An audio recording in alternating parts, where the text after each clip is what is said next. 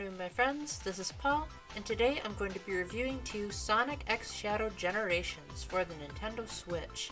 The best way I can think of to summarize what this collection is it's basically Sega's version of Super Mario 3D World plus Bowser's Fury, where you have a remaster of one beloved game and then a completely new game that is based around the gameplay of the original, with a remaster of the console version of Sonic Generations, which those of us on Nintendo systems never got, so it's a whole new game for us, and an all-new campaign called Shadow Generations. But before we get into Shadow Generations, let's talk about the changes made to the original version in case you're wondering if you should pick it up again.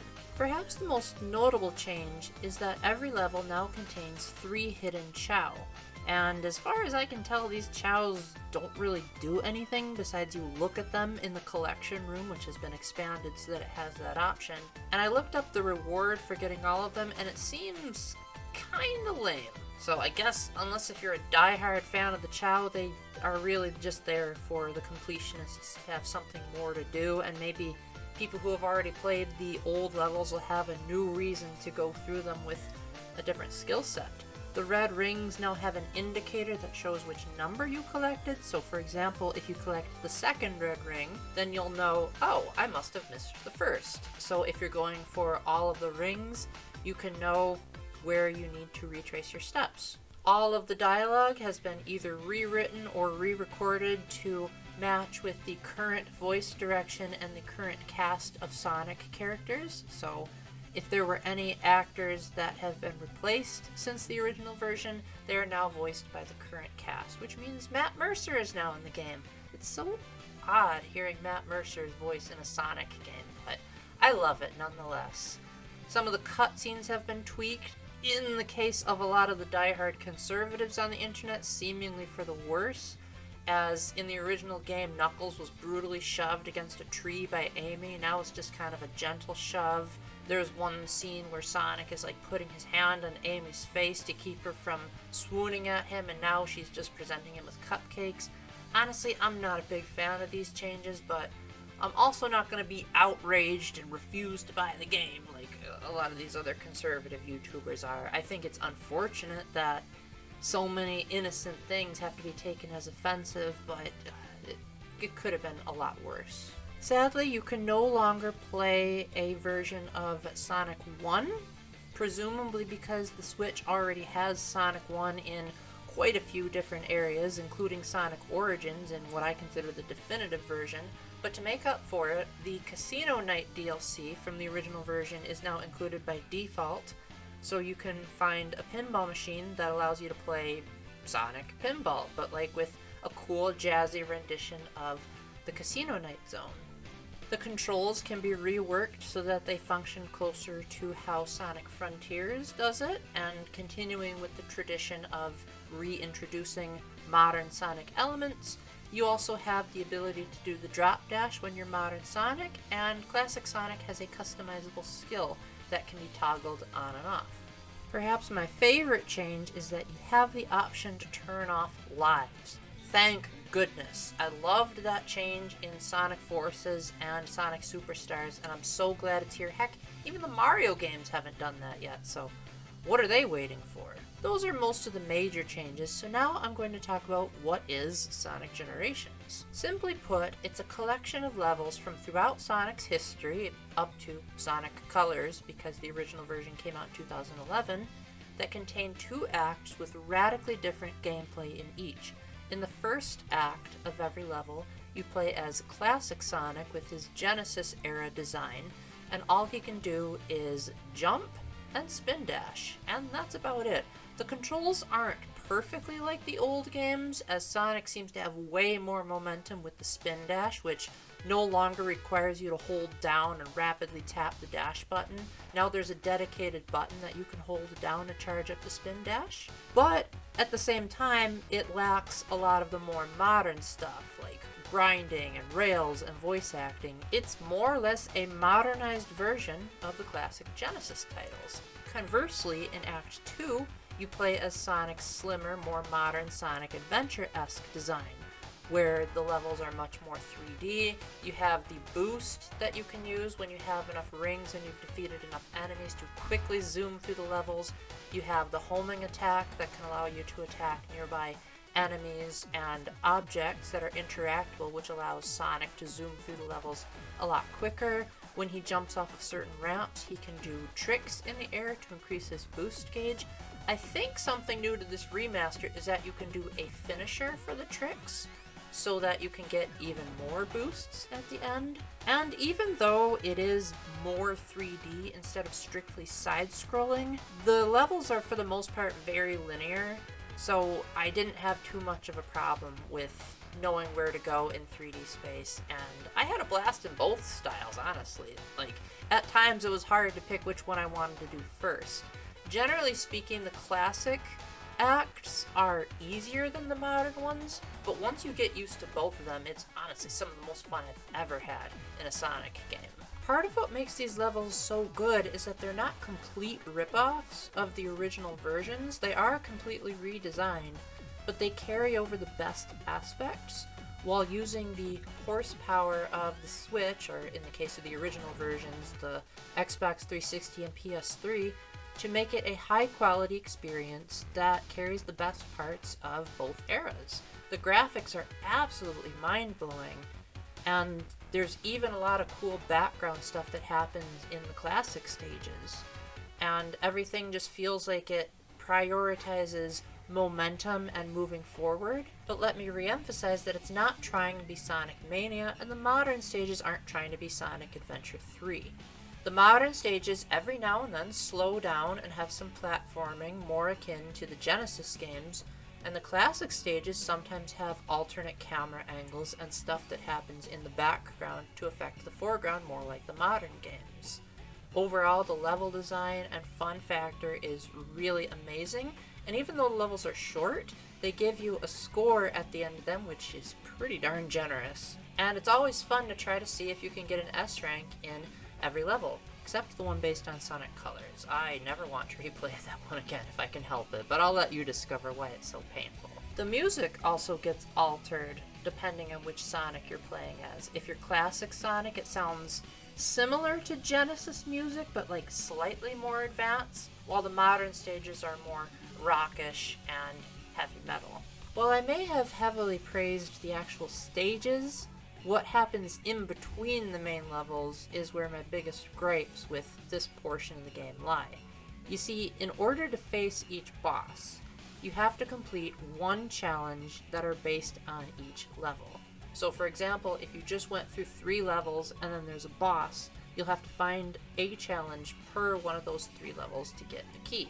Thankfully, you can choose which challenge it is, but I feel like it kind of slows down the pace a little bit, and some of these challenges aren't that much fun. Like there's one really early on where you play as both Sonic and Knuckles at the same time, and you have to choose when to let Knuckles dig in the ground and find medals.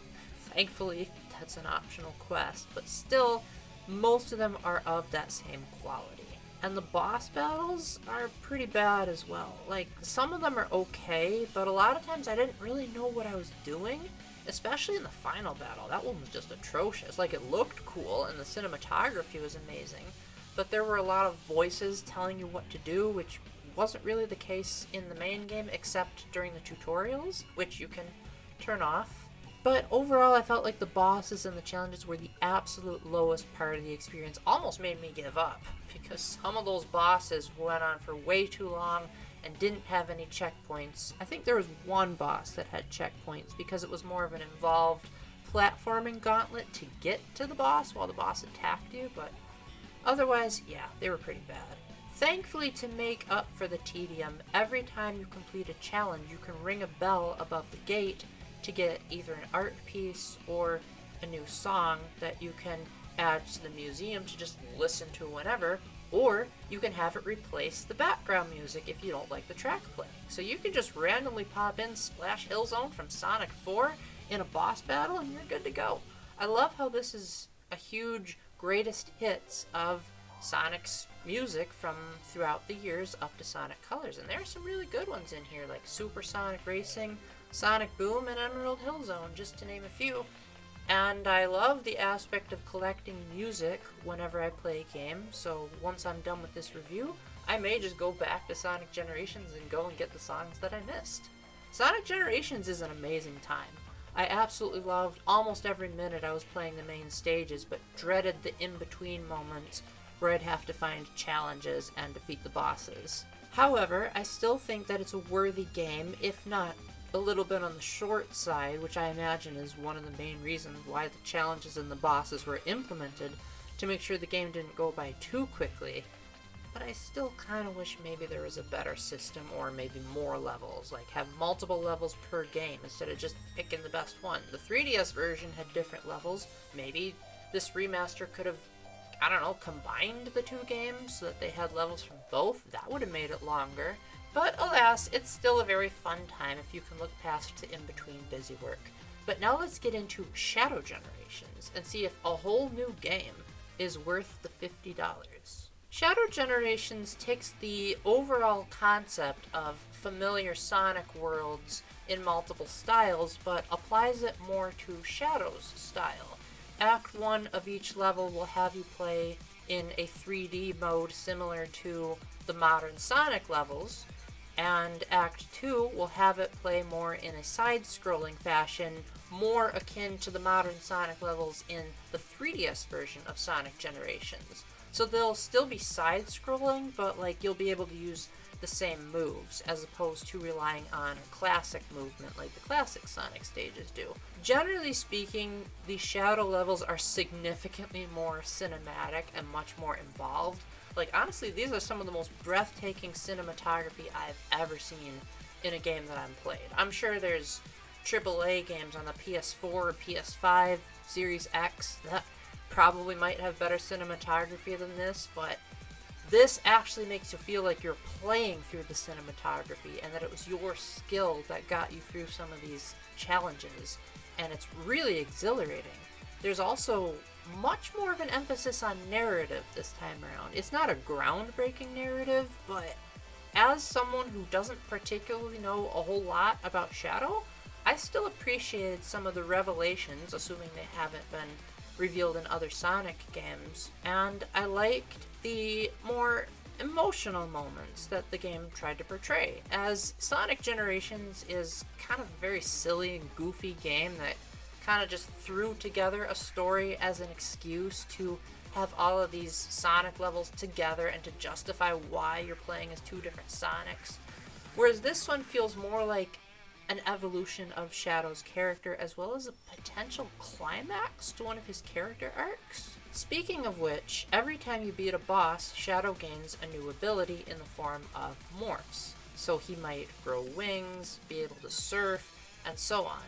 And a lot of this has story justifications for why it exists. Again, not sure if Sonic fans already know this stuff, but if you don't, it was a pretty mind-blowing revelation to me. Not quite on the level of Zero Escape, but it was still cool. And even though these gimmicks weren't a whole lot of fun in the main levels, as a lot of them felt like the game was telling me when to use them, as opposed to me being able to experiment, but it did make wandering around the hub world much more fun. Speaking of which, one of the coolest things that I think fans of Sonic Frontiers will like is that the white zone where you go to select the challenges on the level that was side-scrolling in Sonic Generations is now full 3D with camera controls that was inspired by how Sonic Frontiers did it. So you can freely move around and collect rings and defeat the enemies, and it's a lot of fun for the most part. I found that collecting rings in this style was a little bit cumbersome, as Shadow moves so fast that sometimes it can be hard to align him exactly where you want. The game does give you markers that indicate where the next objective is, so you're never totally lost as to where you have to do, but sometimes they felt a bit unhelpful. Like there was one time where I went straight to where the marker said and it kept pointing to below my feet. So I had to look at a guide to figure out, like, how am I supposed to get underground? I wasn't aware that that was a thing. Unfortunately, the worst aspect of Sonic Generations was carried over here, and in some cases was even worse. You still have to do challenges for each of the levels, but they're even worse here. Because now all of the challenges that are presented are mandatory. You can't just choose which ones you want like you could in Sonic Generations. The bosses are also pretty bad as well, although I really liked the final boss. And the boss before that was pretty cool. I guess they weren't as bad as Sonic Generations were, but the first one was pretty jank. I kept getting hit within seconds of the battle and not even knowing what I did wrong. And I kind of wish they had went for the less is more approach. Maybe if they had less bosses, but all of them were of the same quality as the last two, that would have been nice. Ironically, the biggest compliments and the biggest critiques that I had of Sonic Generations are still the biggest strengths and weaknesses of this game, too. The moment-to-moment levels are some of the most fun I've ever had in a Sonic game and have absolutely mind-blowing graphics. Music is not really that great, but that's just me. I don't really like heavy metal. I like the fact that if you have the DLC, you get a bunch of classic Sonic songs, but there are plenty of new ones that weren't in Sonic Generations, as well as shadowified versions of familiar Sonic tunes. Like, there's a shadow version of Escape from the City that's pretty much completely different, except for like the main lyrics, but they're in a completely different key. Kind of hilarious. Still not my preferred style of listening to music, but it is nice that they have the option to do all of that. Before we wrap up this review, I want to briefly talk about the DLC, or at least what is currently available. If you pay $10 extra, making it $60 altogether, you get new skins for Sonic and Shadow that are based on Sonic Adventure's graphic style and Tyrios, respectively. You get some additional skill points in Sonic Generations that you can use to buy new skills at the shop. And in Shadow Generations, you have some additional music tracks in the soundtrack player. You also get an art book and a mini soundtrack that is a completely separate icon on the Switch menu, which feels kind of lazy. Like, they don't even have music in this game, so to speak. You just select which one you want and go from there. It seems like it's a bit too zoomed out in the art book, so you'll really have to zoom in there if you need reading glasses. And as for the mini soundtrack, it's only a handful of the tunes that you get in Shadow Generations, with pretty much nothing from Sonic Generations, so that felt like a waste. Maybe they want you to actually do the work and unlock the songs. There's also going to be some additional levels in Shadow Generations that are based on the Sonic 3 movie, but as of right now, I don't know when they're coming out, but I will give a review for them once they do and restate whether I think the DLC is worth it.